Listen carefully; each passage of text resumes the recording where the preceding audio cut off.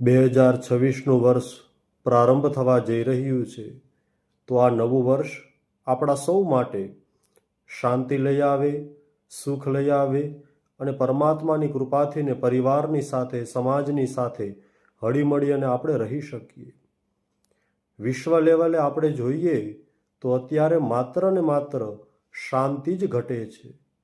બધાને શાંતિની જરૂર છે. ભગવાનને પ્રાર્થના કરીએ કે આ 2026નું વર્ષ સમાજ માટે, દેશ માટે અને પૂરા વિશ્વ માટે ખૂબ જ લાભદાયી નીવડે. વિશ્વમાં ભગવાન બધાને શાંતિ આપે, બધા જ દેશો હળીમળીને રહે અને વિશ્વમાં એક શાંતિની સ્થાપના થાય, એવી ભગવાનને પ્રાર્થના.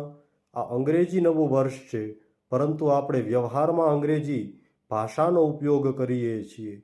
આપણે ત્યાં બેંકમાં, ચેકમાં વગેરે જગ્યાએ તારીખ જ લખાય છે. એટલા માટે આ અંગ્રેજી નવા વર્ષનો ખૂબ જ હર્ષપૂર્વક આપણે સ્વીકાર કરવો જ જોઈએ.